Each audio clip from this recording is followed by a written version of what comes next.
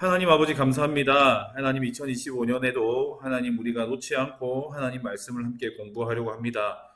특별히 하나님 하박국 말씀을 공부할 때 우리 안에 은혜를 주시고 특별히 이 세상을 돌아볼 수 있는 눈과 그리고 이것을 외면하지 않는 하나님의 마음을 주셔서 하나님의 끓는 심정을 가지고 이 땅을 품고 기도하고 주님과 씨름할 수 있는 모든 우리 성도들 되게 하여 주시옵소서. 마치는 시간까지 주님 우리와 함께하여 주옵소서. 감사드립니다. 예수님의 이름으로 기도합니다. 아멘. 네, 반갑습니다. 늘 뵙던 분이라 가지고 늘 뵙던 분들이어가지고 또 그래도 반갑습니다. 이번 학기에는 우리가 이제 하박국 성경 공부하게 되는데 오늘은 하박국 개관, 하박국이 어떤 성경인지 한번 살펴보도록 하겠습니다. 사실 다른 성경은 개관 이렇게 해보면 뭐 적혀 있는 말들이 많거든요. 이렇게 개관을 찾아보고 공부해보면 할 얘기들이 많은데 하박국은 진짜 별로 할 얘기가 없더라고요. 짧은 성경이라서 그런지. 그래도 한번 보도록 하겠습니다. 자, 오늘 제목이 하나님과 씨름하다 하박국 이렇게 정해봤습니다.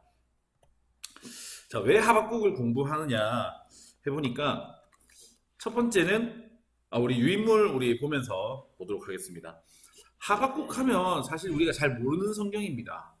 하박국이 무슨 내용이냐 이렇게 하면 얘기하시는 분들이 별로 없습니다.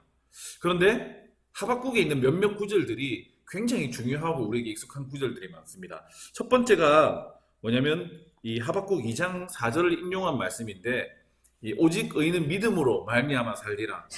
사실 우리 종교개혁의 이 핵심이 되었던 말씀이지 않습니까? 루터가 그랬다고 하죠. 요 왼쪽에 보이는 사진이 이 빌라도의 계단이라는 사진입니다. 예수님께서 이 빌라도의 법정에 가서 관정에 가서 이제 그 신문을 받으실 때 그 빌라도가 저 계단 위에서 이렇게 예수님을 내려봤다고 하는데 이 콘스탄티누스 황제의 어머니가 이 계단을 로마로 이렇게 옮겨와가지고 이 라테란 성당이라는 성당에 옮겨놨답니다. 이때부터 이제 이 그리스도인들이 성지순례 코스가 됐습니다. 이 빌라도의 계단에 예수님이 고난을 이렇게 묵상한다는 의미로 여기다가 이제 유리조각 같은 걸 이렇게 박아놓고 이제 무릎으로 이거를 올라갔다가 무릎으로 내려오면 지금은 나무로 덮어놨습니다. 예, 지금은 원래 돌계단이었는데 나무로 덮어놓고 2020년인가 22년인가 그때 한번 이걸 오픈했다 하더라고요. 그 오픈해가지고 한 몇 개월 동안만 요 나무 뚜껑을 이제 걷어내고 오픈해서 이제 또 순례자들이 와서 이제 무릎으로 이제 올라가고 보니까 이제 많이 달아가지고 좀 뭉퉁해졌던데 그때 당시에는 이제 루터 당시에는 요거를 유리조각을 박아놔가지고 이제 내 무릎도 조금 까지고 조금 빠개지고 이렇게 하면서 이제 예수님의 고난을 묵상할 수 있도록 그렇게 무릎으로 요거를 올라갔다가 내려오면 이 죄사함을 받는다 이렇게 얘기를 했답니다. 이제 루터가 로마에 이제 수사가 되어서 사제가 되어서 이제 로마에 오는 걸 굉장히 기대했답니다. 웬인과하니 로마에 이제 많은 순교자들의 피 위에 세워진 그 당시에 최고의 이제 로마 카톨릭의 이제 도시니까 얼마나 여기는 거룩한 도시일까, 얼마나 은혜가 있을까, 얼마나 내가 영적으로 충만해질까 이런 기대를 가지고 이제 로마로 왔답니다. 그런데 보니까 생각보다 로마가 너무 많이 부패해 있는 거예요. 분명히 하나님의 말씀대로 살지 않는 사람들이 너무 많고 왜 내가 생각했던 로마는 이런 곳이 아닌데 라는 생각에 루터가 괴로워했습니다. 그러면서 루터도 이 무릎팍으로 이 계단을 올라갔다고 해요. 이제 특별히 자기 할아버지의 구원을 위해서 이제 무릎으로 올라갔다가 내려온 죄사함을 받는다고 했는데 그때 당시 이제 카톨릭에 몸담고 있었기 때문에 이제 할아버지의 구원을 위해서 이제 루터가 이거를 무릎으로 주기도문을 마음속으로 이렇게 외우면서 이렇게 올라갔답니다. 그렇게 하다가 이 다 올라갔을 때 그런 생각이 들었대요. 내가 지금 이거를 무릎이 다 피가 철철 나면서 이거를 올라왔는데 진짜 우리 할아버지가 구원을 받았는지 안 받았는지 누가 아냐 이런 생각이 들었대요. 그래서 아, 이 무릎팍이 너무 아파가지고 내려갈 것까지 생각하니까 도무지 감당이 안 돼서 그런 생각을 했는지도 모르겠지만 그런데 그때 로마서 1장 17절이 생각이 났답니다. 의인은 믿음으로 말미암아 살리라. 그리고 나서 루터가 내려와서 나중에 이제 종교 개혁을 하게 되는 또 큰 마음을 품게 된 그런 계단인데 어쨌든 이 로마서 1장 17절 의인은 믿음으로 말미암아 살리라라는 이 말씀이 이 하박국 2장 4절 말씀을 인용한 이 바울이 인용해서 적은 말씀입니다. 우리 신앙에도 굉장히 중요한 말씀인데, 자, 두 번째는 뭐냐면, 우리 또 잘 아는 말씀이 있는데, 요 밑에 유인물 보시면, 물이 바다를 덮음 같이 여호와의 영광을 인정하는 것이 온 세상에 가득하리라. 찬양으로도 있지 않습니까? 그보다 더 익숙한 찬양이 무화과 나온 잎이 마르고 포도 열매가 없으며 감람나무 열매 그치고 논밭에 식물이 없어도 우리의 양떼가 없고 외양간 송아지 없어도 난 여호와로 즐거워하리. 네, 금요기도에서 진짜 자주 하는 찬양 중에 하나인데 이게 하박국에 나오는 찬양입니다. 그래서 하박국이 어떤 성경이냐 이렇게 하면 사실 설명하기가 쉽지 않은데 하박국에 있는 이 몇몇 구절들은 우리에게 굉장히 너무나도 익숙한 성경들입니다. 구절들입니다. 그래서 하박국은 우리에게 낯설지만 익숙한, 예전에 그런 책 있었지 않았습니까? 먼 나라 이웃 나라 그것처럼 우리에게 먼 것 같지만 굉장히 익숙한, 이번 기회에 이 하박국을 조금 더 익숙한 성경으로 바꿔보면 되지 않겠나 이런 생각을 합니다. 자, 그 하박국은 성경에서 사실 굉장히 짧은 축에 속합니다. 총 3장으로 이루어져 있고 56절밖에 안 됩니다. 그래서 마음만 먹으면 한 5분도 안 걸려서 다 읽을 수 있는 성경이 하박국입니다. 그런데 이 내용은 만만치가 않습니다. 이 기독교 역사, 좀 인류 역사 속에서 계속 제기되었던 굉장히 오래된 그리고 심오한 그리고 어려운 질문을 던집니다. 그것은 하나님은 정말로 의로우신가? 하나님은 정의로우신 분이 맞는가? 라는 질문입니다. 신정론, 이렇게 조금 신학적으로 신정론 이렇게 말하는데 하나님은 정의로운가? 라는 그런 질문입니다. 하나님이 계시다면, 하박국에 보니까 그 주변에 하나님이 계시다면 일어날 수 없는 일들이 너무 많이 일어나는 거예요.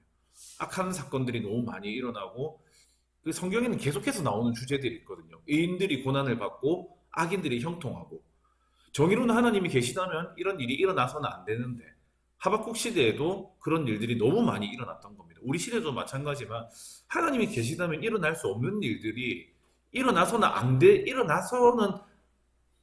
말이 꼬이니 일어나서는 안 돼야만 하는 그런 일들이 너무나 많이 일어나지 않습니까?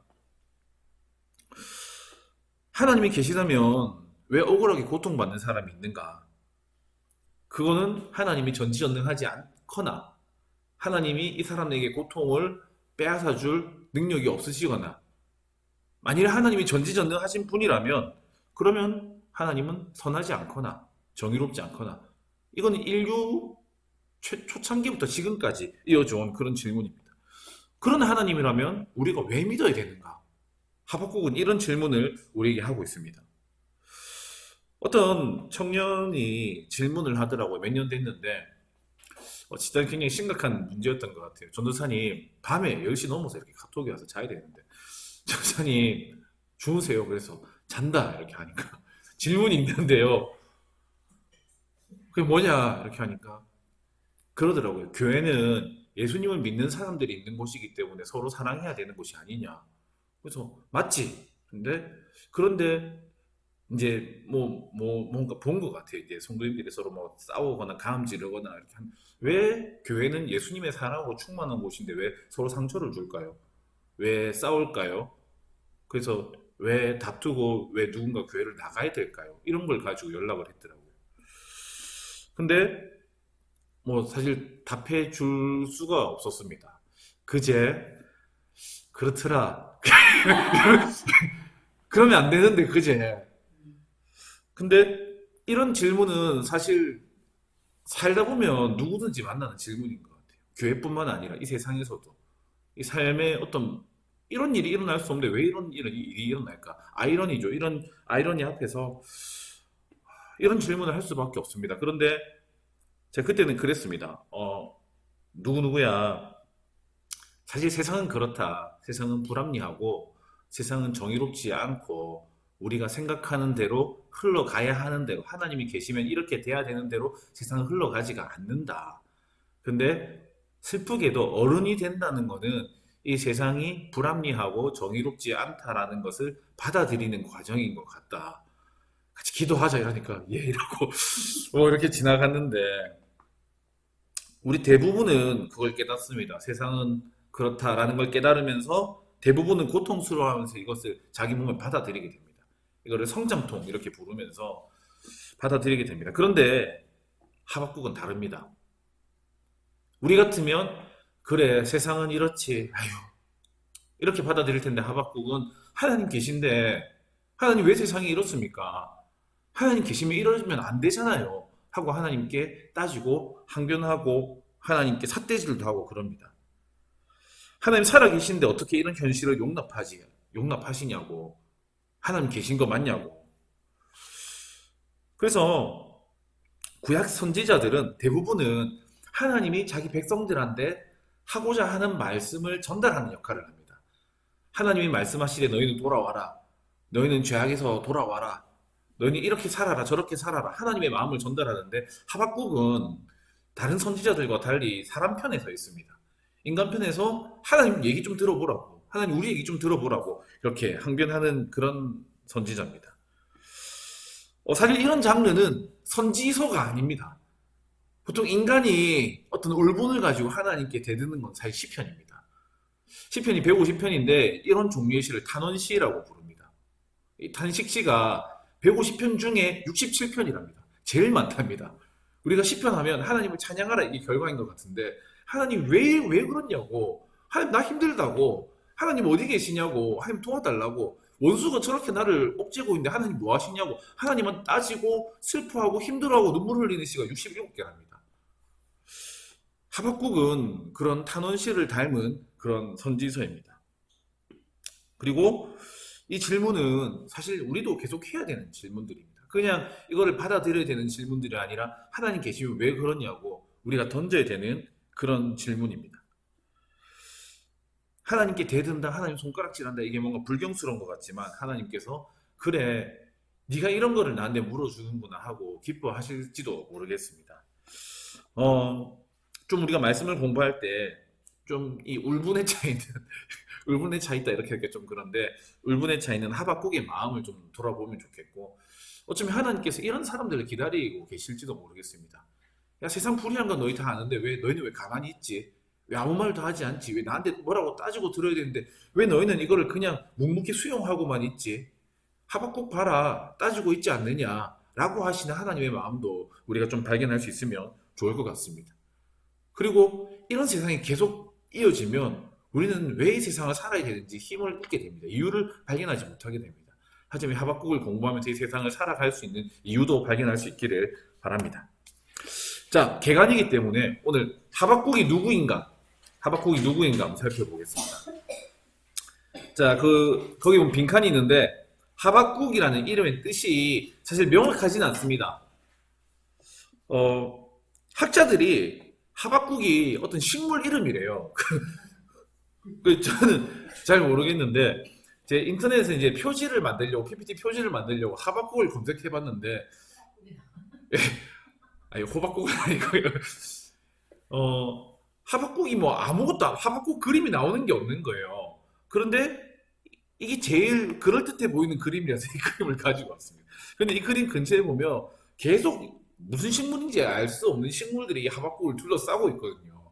그래서 이게 마지막에 나오는 그 포도 덩굴인가 무화과 나무인가 뭐 다 찾아봤는데 그런 건 전혀 아닌 것 같더라고요. 그래서 옛날 사람들은 이 하박국을 이제 거기는 안 나오고 여기 요 PPT에 나오는 요 그림 이제 어떤 식물 이름일 것이다 이렇게 이야기를 하는데 또 다른 학자들이 이 하박국이 껴안다라는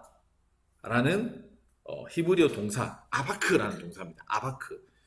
근데 이 아바크에서 나와서 하박국 됐을 거예요. 그래서 하박국이라는 말은 한자입니다. 이 하바크라는 말을 이렇게 한자가 이렇게 옮긴 건데 이 아바크라는 말이 뭐냐면 원래는 먼지라는 뜻이랍니다. 먼지. 그러니까 먼지가 날 정도로 서로 붙잡고 뒹굴고 끝까지 싸우고 이거를 아바크라고 한답니다. 이 아바크라는 동사가 어디 나오는지 찾아보니까 그 야곱이 천사랑 씨름한다라고 이렇게 나오는 창세기 32장 보면 나오지 않습니까? 우리말로 하면 이렇게 점잖게 씨름인데 이걸 영어로 보니까 레슬이라고 돼 있거든요. 레슬링이라고 돼 있는데 구약에서 레슬링은 그냥 빠떼로 하고 이렇게 막 그냥 던지고 이게 아니라 정말로 온몸을 비벼가면서 상대를 제압하고 죽이기 위해서 싸우는 싸움이 진짜 처절하게 뒹구는 싸움이 그래서 상대의 온몸에 먼지가 뽀얗게 앉을 정도로 그렇게 격렬하게 싸우는 그 싸움이 사실은 이 레슬이라는 뜻입니다. 그게 우리말로 번역하면서 그런 싸움이 없어가지고 이제 씨름이라고 번역이 된 것 같은데 지금 보니까 제일 비슷한 게 약간 주짓수 이런 것 같아요. 주짓수 이런 진짜 온몸으로 이렇게 힘을 다해서 이렇게 싸우잖아요. 그래서 그 아바크라는 거에서 나온 이 하박국이라는 말이 그래서 이제 껴안다, 포옹하다, 조금 이건 순화된 거고 그리고 이제 씨름하다 이런 뜻을 가지고 있답니다.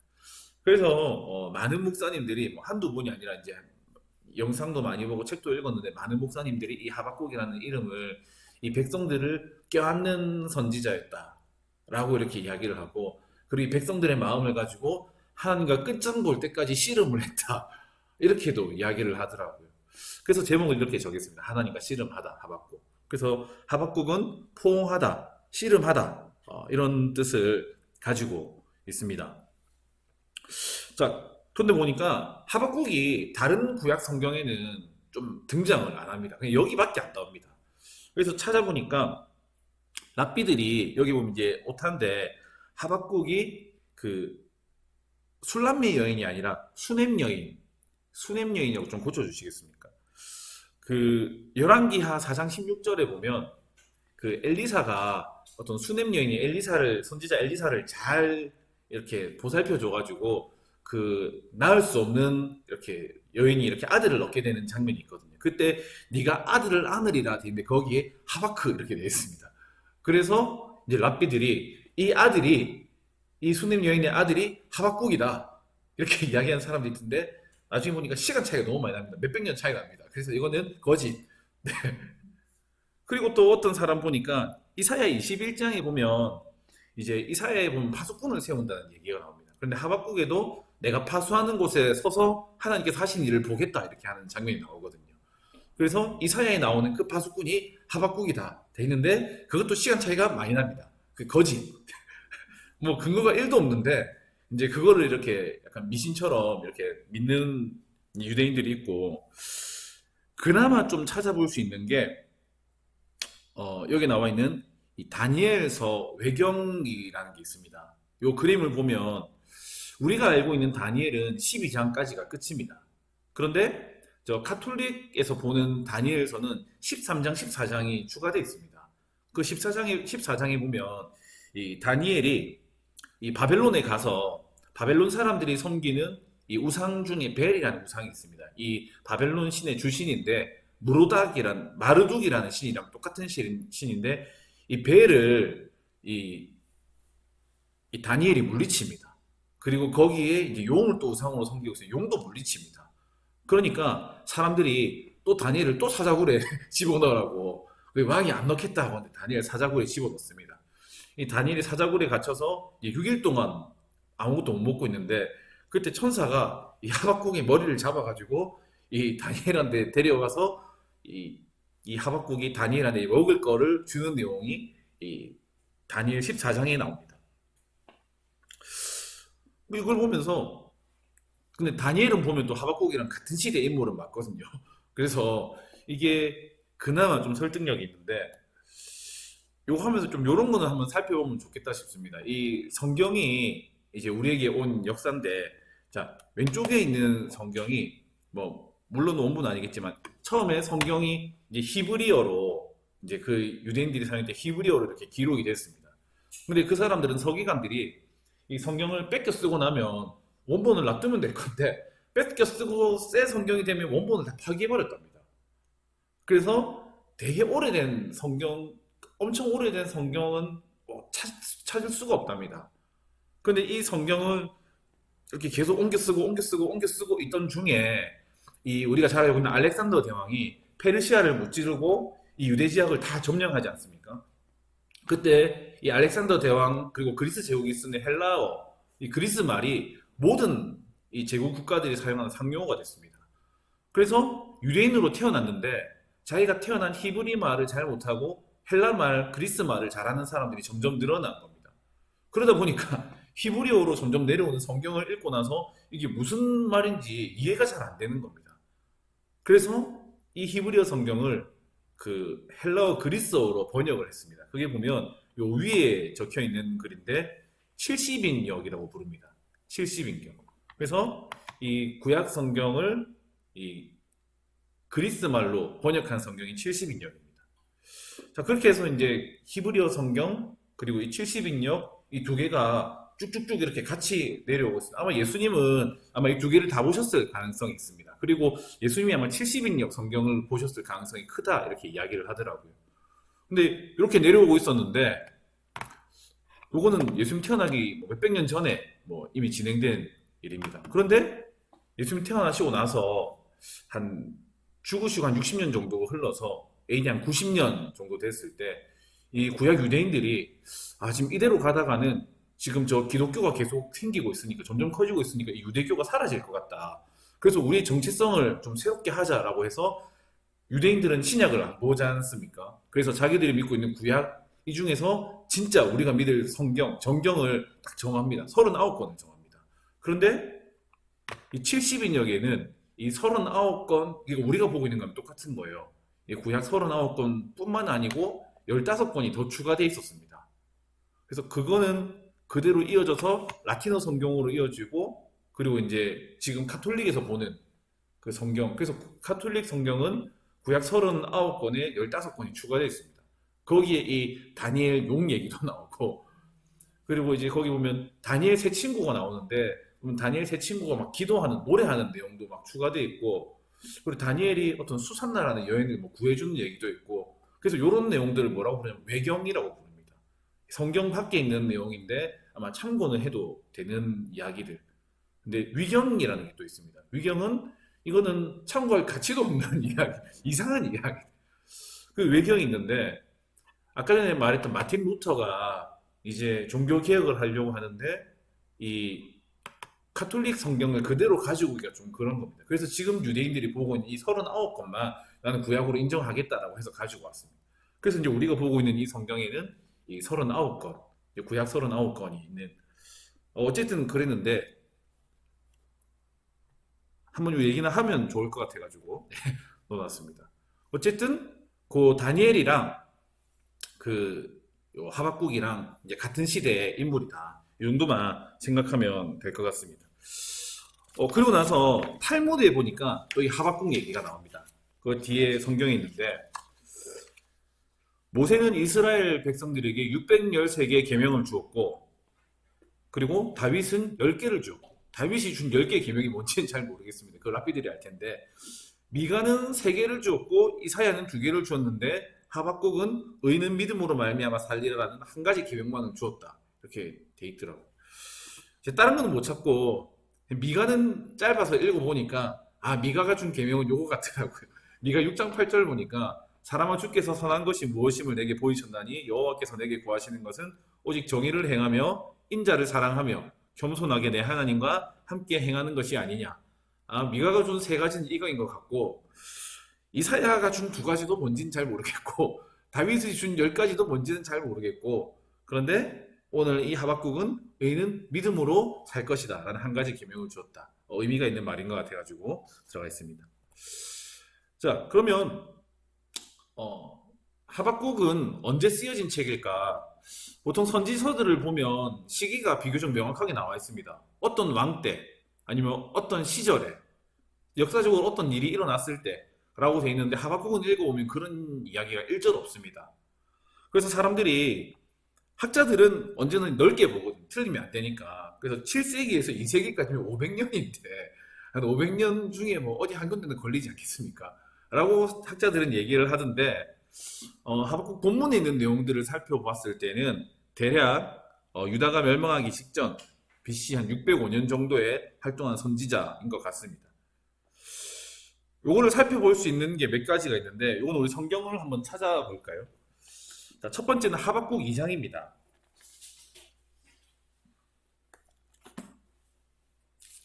자, 하박국 2장 1절과 20절을 볼 텐데, 자, 1절 같이 한번 읽어볼까요? 하박국 2장 1절입니다. 내가 내 파수하는 곳에 서며 성루에 서리라. 그가 내게 무엇이라 말씀하실는지 기다리고 바라보며 나의 질문에 대하여 어떻게 대답하실는지 보리라 하였더니, 네, 오늘 하박국이 내가 파수하는 곳에 서며 어디에 선다고 되어 있냐면 성루에 서리라 이렇게 되어 있습니다. 아마 이거는 예루살렘 성인 것 같습니다. 자, 그리고 나서 2장 20절도 한번 읽어볼까요?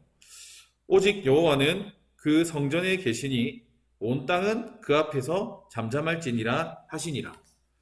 여기 보면 성루라는 말이 나오고 성전이라는 말이 나오는데, 이거를 봤을 때 아마도 예루살렘이 멸망하기 전인 것 같다.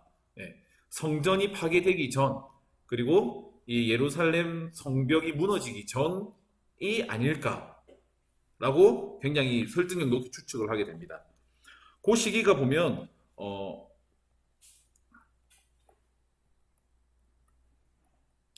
여기 성경에 보면 BC 587년입니다. BC 587년에 예루살렘이 무너지게 됩니다. 그래서 요 이전 시점이겠다라는 걸 우리가 생각할 수 있고, 그리고 하박국 1장 6절 우리 같이 한번 찾아볼까요? 하박국 1장 6절 한번 읽어보겠습니다. 하박국 1장 6절. 보라, 내가 사납고 성급한 백성 곧 땅이 넓은 곳으로 다니며 자기의 소유가 아닌 거처들을 점령하는 갈대아 사람을 일으켰나니, 여기서 갈대아 사람은 이제 바벨론을 이야기하는데, 바벨론을 하나님께서 일으켰다라는 이야기가 나옵니다. 근데 여기 보면 이제 1번, 우리 유인물 1번에 보면 바벨론의 BC 626년에 이 나부폴라살이라는 왕이 딱 등극을 하면서 바벨론이 이제 신바벨론 제국이라고 부릅니다. 이때부터 바벨론이 급격하게 성장하기 시작합니다.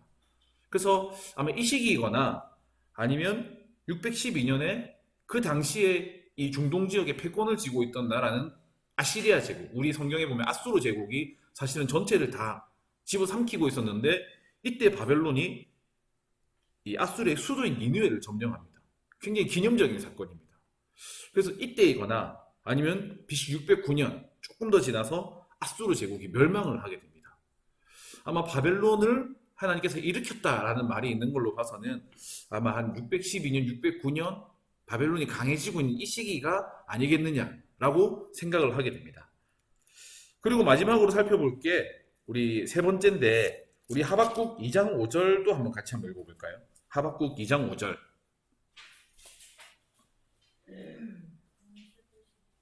하박국 2장 5절 읽어보겠습니다. 그는 술을 즐기며 거짓되고 교만하여 가만히 있지 아니하고 스올처럼 자기의 욕심을 넓히며, 또 그는 사망 같아서 족한 줄을 모르고 자기에게로 여러 나라를 모으며 여러 백성을 모으나니. 아멘.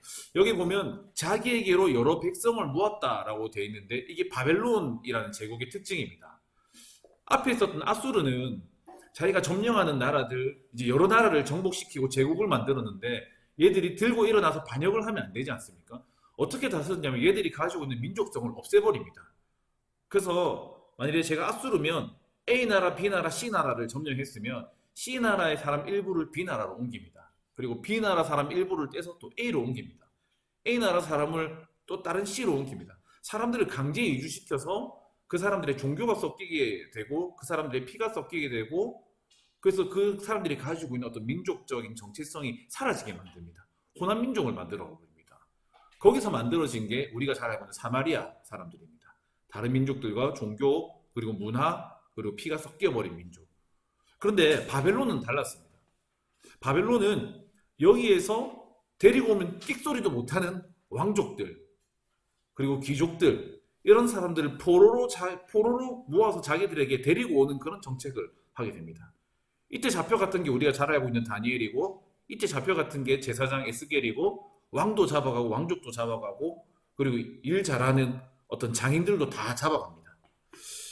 근데 보니까 이 BC 605년에 이 바벨론이 처음으로 유다를 침공해 옵니다. 그래서 이때 귀족들하고 이 왕의 자녀들, 이런 사람들 다 잡아갑니다. BC 605년 이때 다니엘이 포로로 끌려갑니다. 그리고 597년, BC 597년에 여기 보면 그 시드기야라고 되어 있는데 여호야긴 왕입니다. 여호야긴이 배반을 했기 때문에 왕을 포로로 끌고 갑니다. 그리고 왕을 포로로 끌고 가면 나라가 다 끝날 줄 알았는데 보니까 이 나라는 왕으로 운영되는 나라가 아닌 거예요. 성전이 그대로 남아있으면 백성들이 항복을 안 하는 거예요. 그래서 제사장 에스겔도 포로로 끌고 갑니다. 그래서 사실 역사적으로는 BC 597년 왕이 포로로 끌려갔기 때문에 이때를 유다의 멸망이라고 봅니다. 근데 마지막으로 우리가 아까 봤던 587년에 성벽을 파괴하고 예루살렘 성전을 파괴하고 그리고 그때 비천한 사람들 말고 포도원지기들 말고 모든 사람을 다 데리고 갔다고 나옵니다. 그래서 살펴봤을 때 587년보다는 앞인 것 같고 그리고 이제 사람들을 마구 이제 잡아가기 시작하고 이 바벨론이 강성해지기 시작하는 한 605년 한 요 정도 사이가 아마 이 하박국이 실제적으로 활동했던 시기가 아닐까 이렇게 생각을 하게 됩니다. 자, 그러면 그때 이 유다에는 어떤 일이 있었길래 하박국이 하나님께 이런 질문을 했을까? 하박국이 하나님께 그런 얘기를 하거든요. 하나님, 율법이 해이해졌습니다. 더 이상 율법을 지키는 사람이 없습니다. 하나님, 정의가 사라졌습니다. 정의가 굽어졌습니다. 악인의 의인들을 못 살게 굽니다. 그리고 강포와 겁탈이 횡행하고 있습니다. 지금 나라가 완전 무너졌습니다. 엉망진창입니다. 이때 살펴보니까 이때가 여호야김이라는 왕의 시절이더라고요. 4번 보면 BC 609년부터 598년까지 아까 전에 말했던 시기와 거의 일치하게 이 유대 지역을 다스렸던 왕이 여호야김이라는 왕의 시절이고 이때는 예레미야와 다니엘이 있었던 그런 시절입니다. 하박국은 이때 시대상을 자세히 설명하지 않고 이렇게 아까 말했던 것처럼 대충 뭉뚱그려서 설명을 해서 이 예레미야를 찾아보니까 예레미야 때 이런 일들이 있습니다.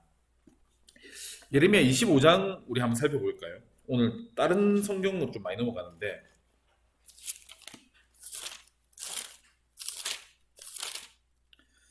자, 예레미야 25장 1절에서 4절을 보면 이렇게 되어 있습니다. 여호야김 왕의 시절인데 유다의 왕 요시야의 아들 여호야김 넷째 해 곧 바벨론의 왕 느부갓네살 원년 느부갓네살이라는 왕이 등장하기 시작할 때입니다.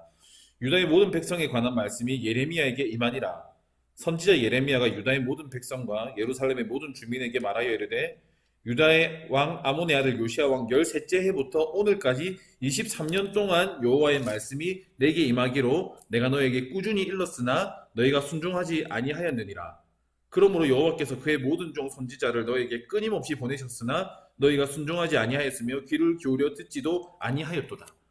이때 시대상을 뭐라고 말하냐면 하나님께서 끊임없이 하나님의 선지자들을 보내고 말씀을 하는데 백성들이 하나님의 말씀을 전혀 듣지 않았던 시대라고 이야기를 합니다.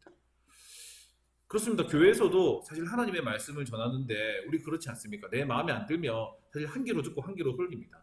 아니, 안 들어올 때도 많습니다. 근데 이때는 모든 백성들이 하나님의 선지자를 보내고 보냈는데도 하나님의 백성들이 하나님의 말씀을 듣지 않을 때였습니다. 자, 26장 보면 조금 더 심해집니다. 예레미야 26장 20절을 보면 또 여호와의 이름으로 예언한 사람이 있었는데 곧 기럇 여아림 스마야 애들 우리야라. 우리야라는 선지자가 있었답니다. 그가 예레미야의 모든 말과 같이 이 성과 이 땅에 경고하여 예언하며 요야김 왕과 그의 모든 용사와 모든 고관이 그의 말을 듣고서 왕이 그를 죽이려 하매 우리야가 그 말을 듣고 두려워 애굽으로 도망하여 간지라. 그냥 하나님 말씀을 하면 그냥 우리 그 듣기 싫다 우리랑 상관없는 말씀이다 이게 아니라 듣기 싫으니까 하나님의 말씀을 하는 예언자를 죽이려고 합니다. 그리고 다행이죠. 이 예언자 우리야라는 예언자가 애굽으로 도망을 갑니다. 근데 그 뒤에 22절을 읽어보면 여호야김 왕이 사람을 애굽으로 보내되 곧 악볼의 아들 엘라담과 몇 사람을 함께 애굽으로 보냈더니 그들이 우리야를 애굽에서 연행하여 여호야김 왕에게로 그를 데려오매 왕이 칼로 그를 죽이고 그의 시체를 평민의 묘지에 던지게 하니라. 그냥 단순히 하나님의 말씀을 듣기 싫다 이게 아니라 그 따라가서 그 선지자를 잡아와가지고 보는 앞에서 칼로 죽이고 평민의 시체에 던졌던 그냥 길바닥에 던져서 그냥 짐승들이 뜯어먹게 만들었다라는 겁니다. 그러니까 하나님에 대해서 약간 업신여기고 있는 겁니다. 그런데 그게 절정이 36장입니다. 36장에 보면 찾아서 읽지는 않겠지만 하나님께서 예레미야에게 말씀하십니다. 지금 내가 너에게 말을 해준 이거를 다 두루마리에 기록해서 두루마리로 만들어라. 그리고 사람들이 요야김 왕한테 가가지고 이거 읽어보십시오. 지금 이 내용에 따르면 지금 우리나라가 돌이키지 않으면 이 나라가 돌이키지 않으면 멸망당한다고 합니다. 그런데 그때 요 왼쪽 그림인데 그때는 겨울이고 이 요야김이 앞에 화로 앞에 앉아 있었으므로 서기관이 조금 읽으면 왕이 칼로 베어다가 이거를 화로에 태워서 버리고 조금 읽으면 왕이 또 칼로 베어다가 화로에 태워서 버리고 그러니까 말씀을 그냥 하나님에 대해서 멸시 업신여김 그리고 또 예레미야를 찾아서 죽이려고 하는데 예레미야가 찾아서 죽이지는 못합니다. 하박국이 살고 있던 시대는 이런 시대였습니다. 율법이 해이해진 시대. 왜냐하면 백성들이 율법을 듣기 싫어하니까. 율법을 들으면 백성들이 강포를 행하거나 겁탈을 행하거나 다른 사람들에게 폭력을 행할 수가 없을 건데 학대를 행할 수가 없을 건데 율법을 듣지 않고 자기가 살고 싶은 대로 살려고 하는 시대. 그러니까 정의는 굽어지고 도처에서 살인이 벌어지고 있던 시대. 의인이 고통스러워하고 악인이 강성한 시대. 지금 멸망 눈앞에 두고도 그걸 인지하지 못하는 시대. 그게 하박국이 보았던 시대였습니다. 구조는 간단합니다. 하박국이 하나님께 따지고 하나님께서 대답을 하시고 하박국이 한 번 더 따지고 또 하나님께서 대답을 하십니다. 그거를 보고 하박국이 하나님을 찬양하고 감사하고 고백하는 게 하박국의 내용입니다.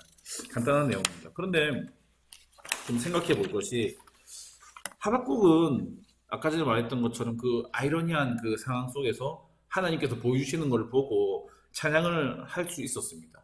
감사할 수 있었습니다. 그러면서 고백하는 게 무화과 나무 잎이 마르고 포도 열매가 없고 감람나무 열매가 그치고 아무것도 나한테 없더라도 나는 구원의 하나님으로 인해서 기뻐하겠다, 감사하겠다라는 고백을 하게 되는데 현실의 문제는 생각해보면 그렇지는 않은 것 같습니다.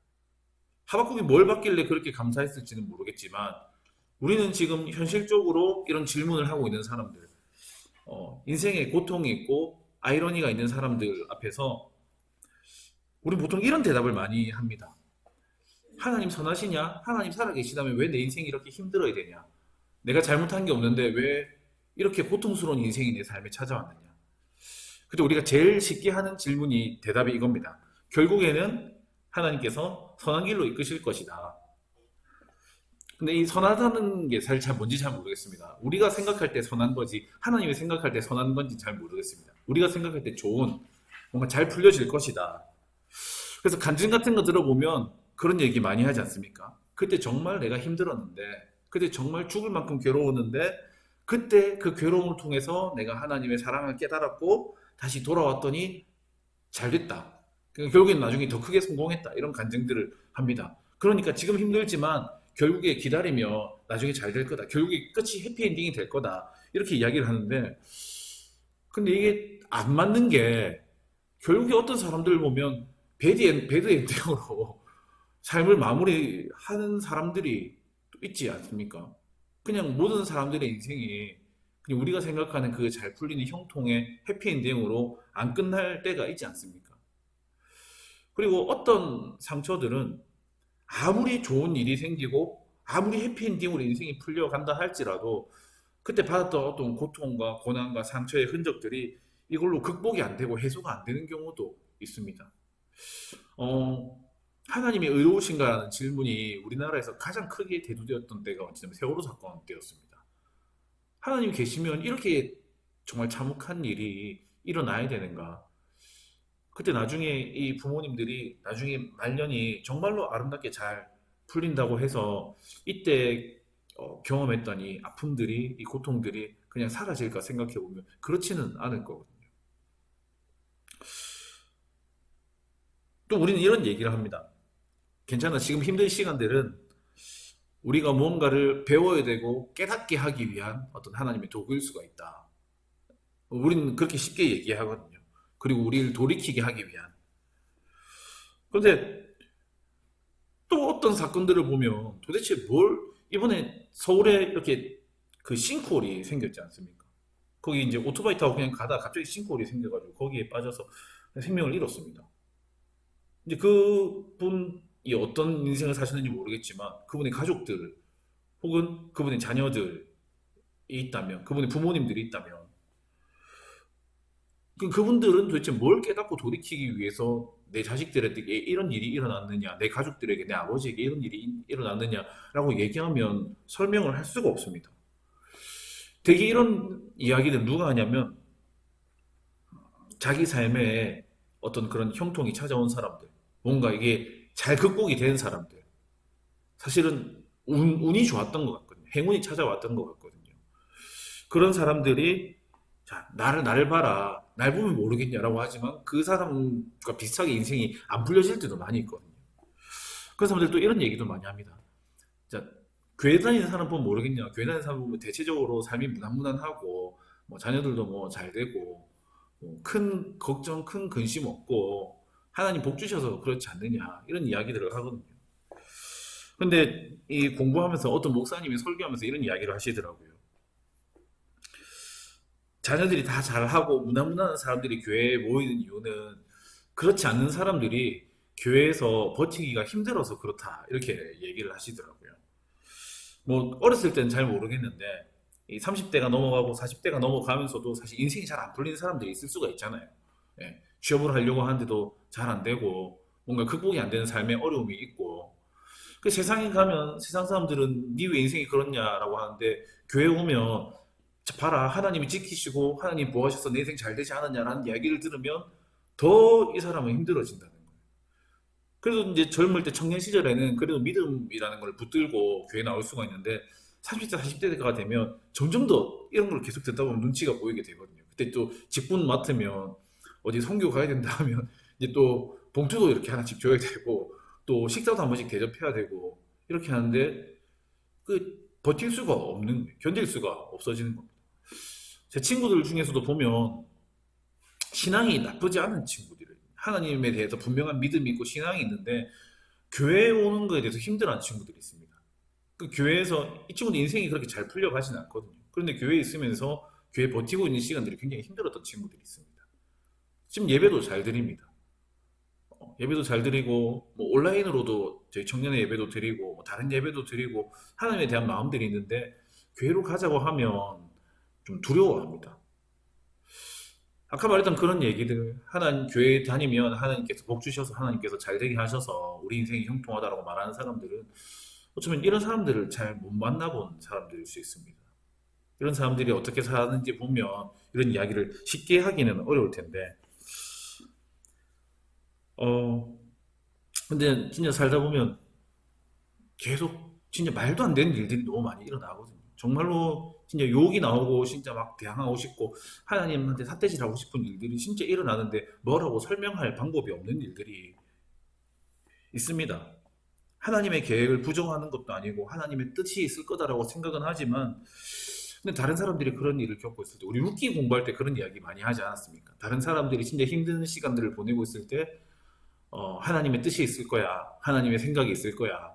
이 말론과 기룡, 너희가 믿음으로 살지 않고 모압으로 갔기 때문에 너희 아들도 죽고 이제 시아버지도 죽고 이런 일이 일어난 거예요. 이런 이야기는 우리는 하면 어렵지 않을까. 그래서 하박국은 여기에 대해서 분노를 가지는 겁니다. 하나님 도무지 난 이해가 되지 않습니다. 하나님 뭐라도 해주셔야 됩니다. 지금 뭔가 세상은 뭔가 잘못된 게 하나님 분명합니다. 그런 의미에서 오늘 마지막에 딱 1절만 볼 건데 1절 읽어보면 하박국 1장 1절에 이렇게 되어 있습니다. 선지자 하박국이 묵시로 받은 경고라. 그런데 이거를 그대로 직역하면 예언자 하박국이 보았던 맞사 이렇게 되어 있습니다. 이 보다라는 말을 우리나라 말 성경은 묵시로 번역을 했고요. 그리고 이 맞사라는 말을 경고라고 번역을 했습니다.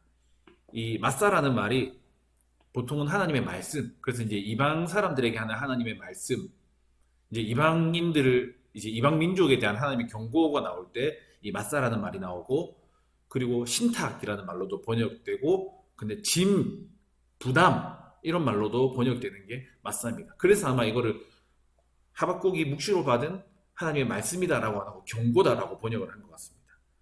그렇게 생각해 봤을 때 이 예언자는 어떤 사람이냐면 보는 사람입니다. 하나님이 묵시로 들은 게 아니고 묵시는 보는 거거든요. 하나님께서 보여주신 경고입니다.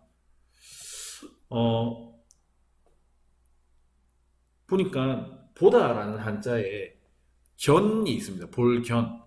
이 볼견은 뭐냐면 내가 보려고 하는 게 아닌데 그냥 눈에 들어와서 보이게 되는 겁니다. 그냥 세상에 있는 일들이 내가 보려고 하지 않는데 그냥 눈에 보이지 않습니까? 그냥 산불이 나는 것도 보이고 그리고 정치가 어려운 것도 보이고 종교적으로 뭔가 어려운 것도 보이고 우리 교회 가난한 사람도 보이고 그냥 보이는 겁니다. 이걸 견이라고 합니다. 그런데 관이라는 한자가 있습니다. 이 관은 방향이 다릅니다. 내가 의식적으로 어떤 생각을 가지고 어떤 의지를 가지고 오랫동안 지켜보는 겁니다. 관찰할 때 이 관, 주목하고 응시하다 할 때 이 관을 씁니다. 선지자는 그냥 보여지는 거를 보는 사람들이 아니라 내 생각을 가지고 무언가를 보는 사람들입니다. 왜 세상이 어지러울까? 왜 세상이 힘들까? 왜 고통이 있을까? 왜 악이 있을까? 이런 생각들을 가지고 악이 일어나는 것을 주목해서 보는 사람들입니다. 교회에 가난한 사람들이 왜 있을까? 가난한 사람들을 주목해서 보는 사람들입니다. 아까 말했던 그 친구처럼 왜 교회에 하나님을 사랑한다는 사람들이 왜 서로 싸울까? 왜 상처를 줄까? 왜 서로 떠나가게 만들까? 우리는 그거를 잃어버린 것 같아요. 시간이 지나면서 거기에 익숙해지다 보니까 이번에 또 집사님들 또 싸우시네. 좀 안 싸우시면 좋으련만. 그냥 그렇게 생각하고 그냥 견의 상태로 넘어가는 것 같아요. 그냥 보이는데 그냥 이거에 의문을 가지고 왜 그럴까라고 생각하는 사람들. 그런 사람, 그걸 보는 사람들이 선지자들입니다. 두 번째는 맞사. 자기가 본 거에 부담을 느끼는 사람들입니다. 그냥 보는 것으로 끝나지 않고 지나가지 않고 계속 생각이 나고 마음이 아프고 다른 사람들은 원래 세상은 그래. 원래 세상은 불합리해. 부자가 있으면 가난한 사람이 있는 게 당연한 거야. 정치가 경제가 좋았던 적이 없었어. 예전에도 힘들었고 우리 부모님 세대 더 힘들었고 지금도 힘들고 앞으로도 힘들 거야. 그냥 그럴 거야 라고 바라보는 사람이 아니라 그렇게 안 되게 하려면 어떻게 해야 될까? 그냥 성장통을 겪고 받아들이는 사람이 아니라 그렇게 되지 않는 사람들. 그래서 오늘 하박국은 하나님께 따지지 않습니까? 그런 사람들이 예언자인 것 같습니다. 그리고 오늘 하박국이 그 불의한 현실을 보고 하나님께 따지고 삿대질하고 하나님 어디 계시냐고 하나님 왜 침묵하고 계시냐고 하나님이 진작에 뭔가 해주셨으면 이 나라가 이 민족이 이 지경까지는 안 왔을 거 아니냐고 대들었기 때문에 우리는 하박국 선지자를 통해서 주신 하나님의 말씀을 손에 넣을 수 있었습니다. 그리고 어떤 말씀을 듣고 하박국이 기뻐했는지 우리도 받아볼 수 있게 됐습니다. 우리가 그 말씀으로 우리도 지금 이 세상을 보면서 기뻐할 수 있을지 없을지는 모르겠지만 우리도 어쩌면 이 불의한 세상을 살아갈 수 있는 힘을 얻게 됐습니다. 그것은 하박국이 자기가 본 현실을 그냥 넘어가지 않고 부담을 느끼고 짐으로 여기고 뭔가 잡고 씨름하고 붙들고 온몸으로 싸웠기 때문에 가능했습니다.